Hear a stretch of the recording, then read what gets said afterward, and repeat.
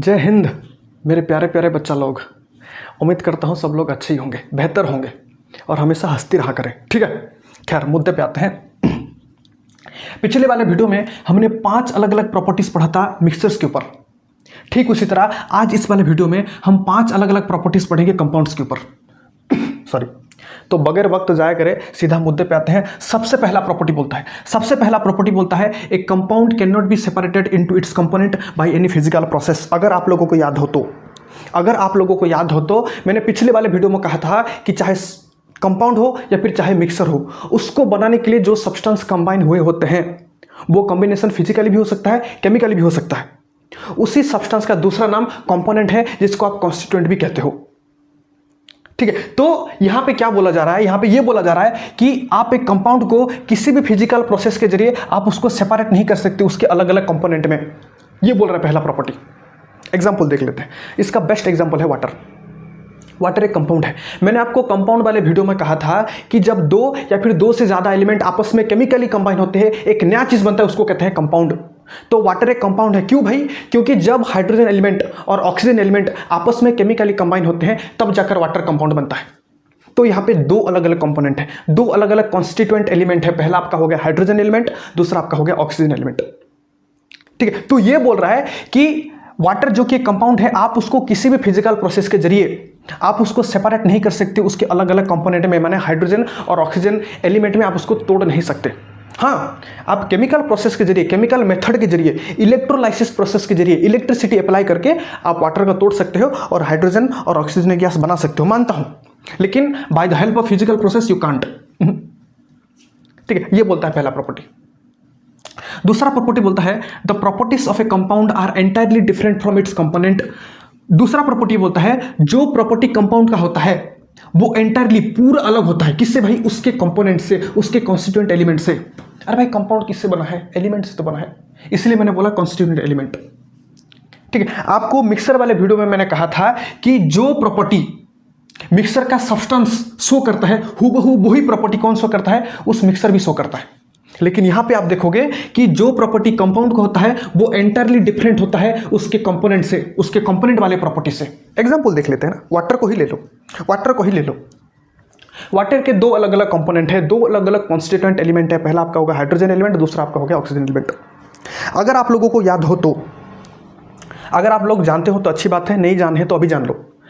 Hydrogen element बोलो, gas बोलो, hydrogen gas की बात करें तो ये हाईली इन्फ्लेमेबल होती है, बड़ी जल्दी से आग को पकड़ लेता है। ठीक है, और अगर हम ऑक्सीजन की बात करें, ऑक्सीजन एलिमेंट की बात करें, ये कंबशन को सपोर्ट करती है, किसी चीज को जलाने में मदद करती है। ऑक्सीजन किसी चीज को जलाने में मदद करती है और हाइड्रोजन गैस खुद जलता है। लेकिन इन्हीं 2 चीज से मिलकर जो चीज बनती है, जिसको आप जो कंपाउंड बनती है, जिसको आप वाटर कहते हो, इसके पास ऐसा कोई प्रॉपर्टी नहीं है। कहीं आग लगी होती है, हम उस आग को बुझाने के लिए किसका इस्तेमाल करते हैं? पानी का इस्तेमाल करते हैं। तो इनका प्रॉपर्टी मतलब कंपोनेंट का प्रॉपर्टी कुछ और है और उस कंपाउंड का प्रॉपर्टी कुछ और है। अब देखो ना, ठीक है, अगर हम हाइड्रोजन और ऑक्सीजन की बात करें, ये लोग at room temperature gaseous state में रहते हैं। वहीं अगर हम पानी की बात करें, मतलब इनसे मिलकर बना हुआ कौन? Water compound. इसकी बात करें तो at room temperature liquid state में रहता है। तो देखो ना, कंपाउंड का प्रॉपर्टी कुछ और है और उसका जो कंपोनेंट, उसका जो कांस्टेंट एलिमेंट, उसका प्रॉपर्टी कुछ और है। ठीक है, तो ये बात। तीसरा प्रॉपर्टी बोलता है the composition of a compound is fixed. कोई भी कंपाउंड उठा लो, उसका कंपोजिशन हमेशा फिक्स्ड होगा। अगर आप लोगों को याद हो, मैंने कंपोजिशन बताया था क्या होती है।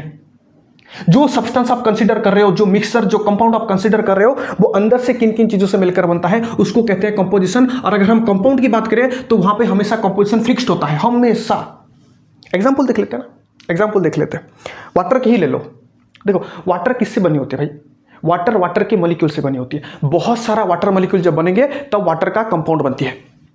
ठीक है, तो एक वाटर के मॉलिक्यूल को बनाने के लिए, ध्यान से सुना मैं क्या बोल रहा हूं, एक वाटर के मॉलिक्यूल को बनाने के लिए जब 2 हाइड्रोजन एटम और 1 ऑक्सीजन एटम के भीतर केमिकली कंबाइन होते हैं, ये दोनों जब केमिकली कंबाइन होते हैं तब जाकर एक वाटर का मॉलिक्यूल बनता है। और बहुत सारे, ढेर सारे वाटर का मॉलिक्यूल बनकर जब आपस में मिलते हैं तब जाकर क्या बनता है? वाटर कंपाउंड बनता है।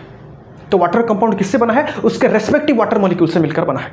खैर, कंपोजिशन मतलब जब 2 हाइड्रोजन एटम और 1 ऑक्सीजन एटम आपस में केमिकली कंबाइन होंगे तब जाकर एक वाटर का मॉलिक्यूल बनेगा। ये है फिक्स्ड कंपोजिशन। इतना तो चाहिए, 2 हाइड्रोजन एटम और 1 ऑक्सीजन एटम चाहिए एक वाटर के मॉलिक्यूल को बनाने के लिए। इसको कहते हैं फिक्स्ड कंपोजिशन। तो कोई भी कंपाउंड उठा लो, उसका कंपोजिशन हमेशा फिक्स्ड रहता है। कार्बन डाइऑक्साइड को ही ले लो, कार्बन डाइऑक्साइड गैस एक कंपाउंड है, तो उसका एक मॉलिक्यूल को बनाने के लिए एक कार्बन आटम और 2 ऑक्सीजन आटम जब केमिकली कंबाइन होंगे तब जाकर एक कार्बन डाइऑक्साइड का मॉलिक्यूल बनता है। ये कंपोजिशन फिक्स्ड है। तो कोई भी कंपाउंड उठा लो, उसका कंपोजिशन हमेशा फिक्स्ड होता है। ठीक है, एग्जांपल मैंने वाटर का दे दिया, कार्बन डाइऑक्साइड गैस का दे दिया। अब अगर कंपोजिशन फिक्स होगा भाई, मैंने आपको कहा था अगर कंपोजिशन फिक्स होगा तो मेल्टिंग पॉइंट, बॉइलिंग पॉइंट भी फिक्स्ड होगा। ठीक है, एग्जांपल के लिए वाटर को ही ले लो। अगर हम वाटर की बात करें, वाटर का हमेशा fixed melting and boiling point होता है। वाटर इस टेंपरेचर पे, वाटर का मेल्टिंग पॉइंट होता है 0 डिग्री टेंपरेचर और उसका बॉइलिंग पॉइंट होता है 100 डिग्री टेंपरेचर। क्यों? क्योंकि उसका कंपोजिशन फिक्स्ड है। समझ रहे हो मेरी बात? ये बात ठीक है। सबसे आखिर वाला प्रॉपर्टी बोलता है एनर्जी इज यूजुअली इधर गिवन आउट और observe in the preparation of a compound. किसी भी कंपाउंड को बनाने के दौरान energy in the form of light भी हो सकता है, हीट भी हो सकता है। ये दोनों एनर्जी तो है। In the form of heat और लाइट यूजुअली इधर गिवन आउट मतलब बाहर निकलता है या तो ऑब्जर्व होता है किसी भी कंपाउंड को बनाने के दौरान। एग्जाम्पल के लिए वाटर को ही लेके चलो। वाटर का एग्जाम्पल मैं बार बार इसलिए दे रहा हूँ क्योंकि हम रोज देखते हैं वाटर को। उसी वाटर से आप पानी पीते हो, उसी वाटर से आप नहाते हो, सब कुछ तो उससे करते हो। तो वाटर का एग्जाम्पल मैं दे रहा हूँ। ठीक है, आप अगर किताब उठाओ तो वहाँ पे आपको सल्फर पाउडर और आयरन पाउडर का एग्जाम्पल देकर वहाँ पे समझाया गया है, लेकिन नहीं, मुझे वाटर अच्छा लगे तो मैं वही समझा रहा हूँ। देखो वाटर की बात करते हैं। देखो क्या होता है, जब लैब में वाटर को बनाया जाता है ना, उस दौरान क्या होती है, हाइड्रोजन गैस को जलाया जाता है in the presence of oxygen.